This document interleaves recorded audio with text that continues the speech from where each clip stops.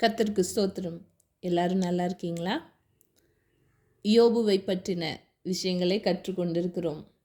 கடந்த முறை யோபுவும் எகிப்திய மன்னர்களான கோஃபு, கோஃப்ரா, மகாமுரே யோபுவோடு நண்பர்கள் என்று கற்றுக்கொண்டோம். இன்று எகிப்திய மன்னன் யோபுவோடு சேர்ந்து செய்த ஒரு வரலாற்று சிறப்புமிக்க ஒரு விஷயத்தை குறித்து கற்றுக்கொள்ளப் போகிறோம். அதற்கு முன்பதாக எகிப்து மக்கள் யார் என்பதை தெரிந்து கொள்ளலாம். எகிப்து மக்கள் பல தெய்வ கொள்கை கொண்டவர்கள்.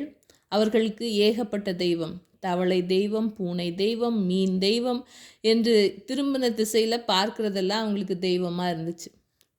அதனால தான் மோசேயின் காலத்தில் தேவன் 10 வாதைகளை வரவிட்டார். 10 வாதைகள் ஏனென்றால் அந்த 10 பிரதான தெய்வங்கள் அதை ஆண்டவர் வாதித்தார். அதன்படிதான் எகிப்திய மக்கள் 10 வாதைகளுக்கு உட்பட்டார்கள். இப்போது ஹிஸ்ட்ரி ஆஃப் ஈஜிப்டை எடுத்துக்கிட்டோம்னா அதை டைனாசிட்டிகளாக பிரிக்கிறாங்க. First dynasty, second, third and fourth டைனாசிட்டின்னு பிரிக்கிறாங்க.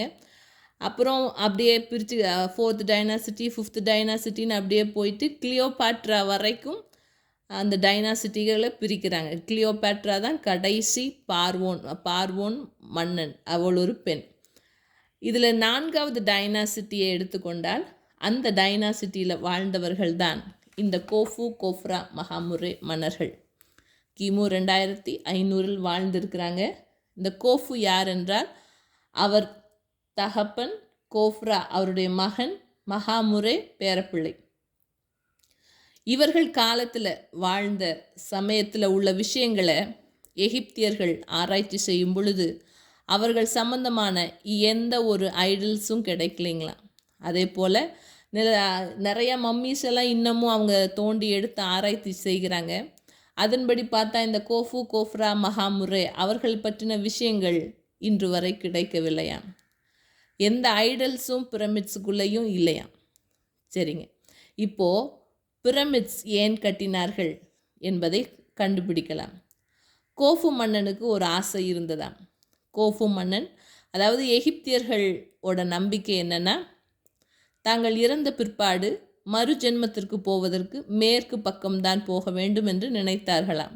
அதனால் மேற்கு புறத்தில் தான் அவங்க பிரமிட்ஸ் எல்லாம் கட்டுவாங்க. அப்படி தான் பிரமிட்ஸ் கட்ட வேண்டும் என்று நினைத்தார். இப்போது பிரமிட்ஸில் உள்ள ஸ்பெஷாலிட்டி என்று என்னவென்று பார்க்கலாம். அந்த பிரமிட்ஸ் 3 பிரமிடுகள் இருக்கிறது எகிப்தில். ஒன்று கோஃபு மன்னனுக்கு, இன்னும் கோஃப்ரா, மகாமுரேக்கு என்று கட்டினார்களாம்.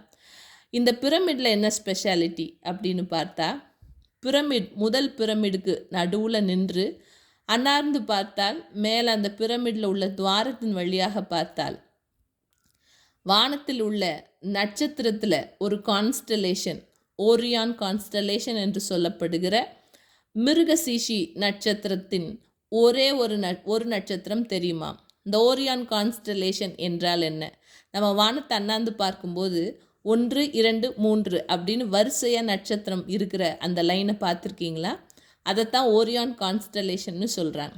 இப்போது அந்த நட்சத்திரத்தின் முதல் நட்சத்திரத்தை முதல் பிரமிட்லேருந்து அண்ணாந்து பார்க்கும்போது வருஷத்தில் எல்லா நாளும் தெரியுமா? 2வது பிரமிடில் நின்று பார்க்கும்போது 2வது நட்சத்திரம் எல்லா நாளும் தெரியுமா? 3வது பிரமிடுக்குள்ளே நின்று பார்க்கும்போது 3வது நட்சத்திரம் வருஷத்தின் எல்லா நாட்களிலும் தெரியுமா? அதாவது ஸ்டார்ஸோட தன்மை என்னென்னா, ஒவ்வொரு நாளும் நட்சத்திரங்கள் நகர்ந்து கொண்டே இருக்கும். அது நகரும் தன்மை கொண்டது. ஆனாலும் இந்த ஸ்டார்ஸ் பிரமிட்ஸுக்குள்ளேருந்து பார்க்கும்போது எல்லா நாட்களிலும் தெரியும் என்று இன்றும் போய் பார்த்தீங்கன்னா தெரியும். இது எப்படி சாத்தியமாயிற்று? இந்த நட்சத்திரங்களை பற்றின அறிவு கொண்ட ஒருவர்தான் இதற்கு வடிவம் சொல்லி தந்திருக்க முடியும். அப்படி பார்த்தால் நாம் படித்து கொண்டிருக்கிற யோபு என்ற ஊத்ஸ் தேசத்தின் ராஜா, அஸ்ட்ராலஜி படித்தவர். அவர் அப்பேற்பட்ட ஞானமுடையவர், வானசாஸ்திரம் கற்றவர். யோபு 9வது அதிகாரம் 9வது வசனத்தில் யோபு ஆண்டவரை துதிக்கிற வசனங்களாக அவர் மிருகசீஷி நட்சத்திரத்தை, துருவ நட்சத்திரங்களை படைத்தார் என்று சொல்லி ஆண்டவரை துதிக்கிறார். நம்ம ஆண்டவர் எப்படி துதிப்போம்? நமக்கு தெரிஞ்ச அறிவின்படி அவர் வானத்தை படைத்தார், பூமியை படைத்தார், எல்லா சர்வ சிருஷ்டியும் படைத்தார் என்று ஆண்டவரை துதிக்கிறோம். ஆனால் யோபு எப்படி ஆண்டவரை துதித்தார் என்றால், கான்ஸ்டலேஷனோட பேரெல்லாம் சொல்லி சொல்லி இதையெல்லாம் படைத்த தேவனே உம்மை ஆராதிக்கிறேன்னு சொல்லியிருக்கார். அதே போல் யோபு 38வது அதிகாரம் 31வது வசனத்தில், அருமீன் நட்சத்திரத்தின் சுகிர்ந்த சம்பத்தை நீ இணைக்கக்கூடுமோ, அல்லது மிருக சீஷியின் கட்டுக்களை அவிழ்ப்பாயோ? இது என்ன கேள்வி என்றால், யோபுவிடம் ஆண்டவர் பேசின கேள்விகள் தான் இது. இதில் யோபு ஒரு மனுஷரோட ஆண்டவர் பேசுவார் என்றால் அந்த மனுஷனுக்கு தெரிந்த அறிவின்படி தான் பேச முடியும்.